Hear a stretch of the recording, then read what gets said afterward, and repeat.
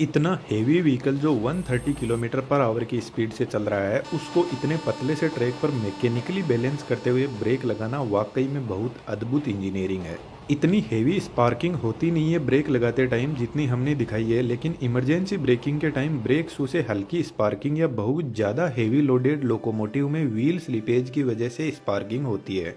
Train के इस डिब्बे को कोच बोलते हैं। आप जो कोच देख रहे हैं वह एलएचबी कोच है। इसके नीचे दो बोगी लगी रहती है जिनमें चार चार व्हील्स होते हैं और इन 8 व्हील्स पर इक्वल ब्रेक फोर्स अप्लाई होता है। अब ट्रेन चाहिए कितनी भी लंबी हो, हर व्हील के पास में ब्रेक फोर्स पहुंचता है, लेकिन इस ब्रेक फोर्स का मास्टरमाइंड इंजन में लगा हुआ एक पावरफुल कंप्रेसर होता है। यह कंप्रेसर एयर ब्रेक, ट्रेन के एयर सस्पेंशन, बाथरूम, हॉर्न सभी को एयर सप्लाई करता है। यह स्पाइरल टाइप कंप्रेसर है जिसको किसी और वीडियो में बात करेंगे। इसके साइड में दो स्पाइरल लगे हैं जो एयर प्रेशर क्रिएट करते हैं और बीच में एक पावरफुल 3 फेज इंडक्शन मोटर लगी रहती है। इस कंप्रेसर से दो पाइप निकलती है, एक break pipe in short BP जो ग्रीन कलर की होती है और second feed pipe in short FP जिसका कलर व्हाइट होता है। जब इंजन को ट्रेन के कोच से कनेक्ट किया जाता है तो उसी टाइम इन दोनों ब्रेक और फीड पाइप को भी कोच से कनेक्ट कर दिया जाता है। लेकिन दोस्तों, जब इंजन कोच से कनेक्टेड नहीं रहता है तब भी उनमें प्रॉपर इलेक्ट्रिसिटी की सप्लाई रहती है। कमेंट में जरूर से लिखना कोच में कहां से सप्लाई आती है।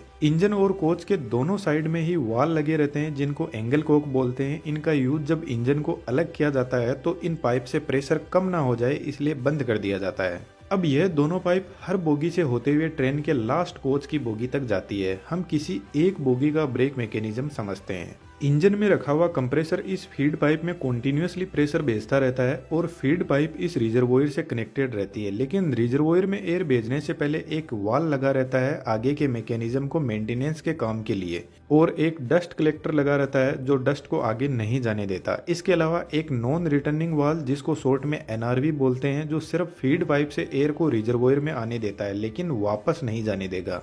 कंप्रेसर इतना हाई लेवल का प्रेशर भेजता है कि इस रिजर्वोयर में पर सेंटीमीटर स्क्वायर में 6 kg एयर को कंप्रेस करके भर दिया जाता है। इस रिजर्वोयर की कैपेसिटी 125 लीटर एयर की होती है। रिजर्वोयर के पास में एक और 75 लीटर का टैंक लगा हुआ है जो टॉयलेट में एयर प्रेशर को भेजता है। अभी हम इसके बारे में बात नहीं करेंगे इसलिए हमने इसके कनेक्शन भी नहीं किया है।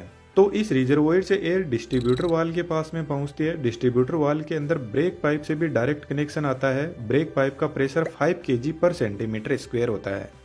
यह वाल बहुत बेहतरीन तरीके से काम करता है। इस वाल से आउटपुट जो निकलता है वह दोनों बोगी की तरफ एयर प्रेशर को भेजता है ब्रेक एप्लीकेशन के लिए।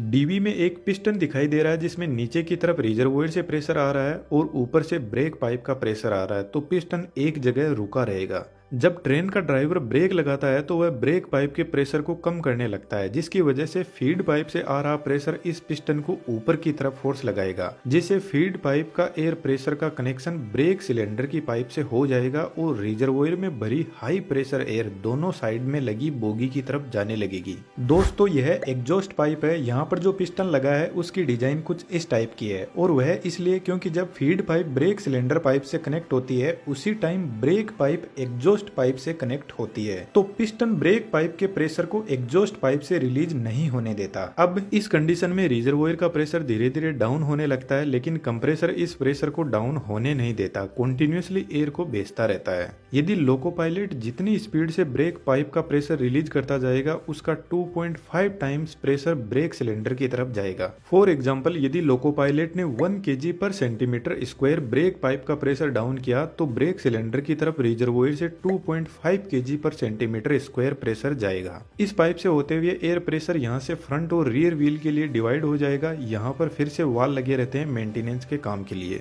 यह पाइप दोनों फ्रंट व्हील के लिए जा रही है और यह पाइप इन दोनों व्हील तक पहुंचती है। हम एक व्हील के ब्रेक मैकेनिज्म को समझते हैं। दोस्तों, एक थोड़ा बारीक मैकेनिज्म है, इसको समझना। अभी डिजिटल आते हैं। एयर प्रेशर सबसे पहले ब्रेक सिलेंडर में आता है। ब्रेक सिलेंडर में डायफ्राम होता है जो एयर के प्रेशर से कुछ इस तरीके से मूव करता है। अब डायफ्राम का फोर्स इस पिवट पॉइंट पर पहुंचता है और इस पिवट पॉइंट से ब्रेक फोर्स ब्रेक शू पर जाता है और ब्रेक शू ब्रेक डिस्क पर घिसने लग जाता है और धीरे धीरे ट्रेन का व्हील रुकने लगता है। यह सेम प्रोसेस सभी व्हील्स के साथ में होती है। ब्रेक डिस्क कुछ इस टाइप की बनी होती है जिसमें कुछ ऐसी बार होती है जो इसकी कूलिंग में हेल्प करती है।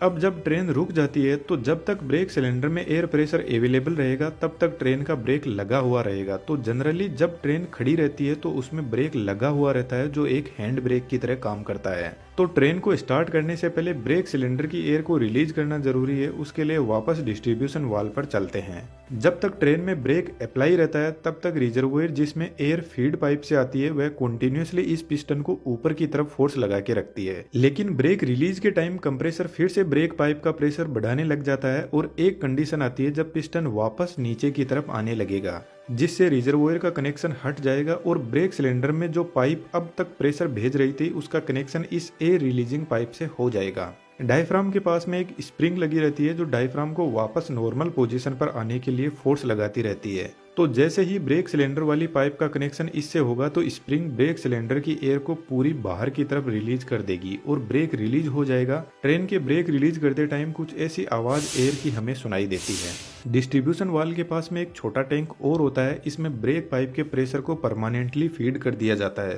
ताकि जब ब्रेक पाइप का प्रेशर रिड्यूस हो तो डिस्ट्रीब्यूशन वाल्व इस छोटे से टैंक से कंपेयर कर सके कि ब्रेक पाइप का प्रेशर कितना रिड्यूस हुआ है। ट्रेन में एक और ब्रेक होता है हर कोच के अंदर जिसको चेन पुलिंग बोलते हैं। तो जब कोई भी चेन पुलिंग करता है तो एक्चुअल में वह ब्रेक पाइप के प्रेशर को रिलीज कर देता है जिससे ट्रेन में ब्रेक अप्लाई हो जाते हैं। एलएचबी कोच में डिस्क ब्रेक होता है जबकि आईसीएफ कोच जो ब्लू कलर के होते हैं उनमें डायरेक्ट व्हील पर ब्रेक फोर्स लगता है। ब्रेक मैकेनिज्म दोनों ही कोच में एक ही जैसा है, लेकिन एलएचबी कोच में ब्रेक सिस्टम के कंट्रोल के लिए एक पूरी कंट्रोल यूनिट होती है। इस यूनिट के पास में दो ब्रेक इंडिकेटर लगे रहते हैं दोनों साइड की बोगी के लिए। तो जब ट्रेन में ब्रेक अप्लाइड रहता है तो यह रेड कलर का हमें दिखाई देता है और ब्रेक जब रिलीज रहता है तो ग्रीन कलर का इंडिकेशन दिखाई देता है। यह control panel toilet air suspension के लिए भी एयर प्रेशर को सप्लाई करता है।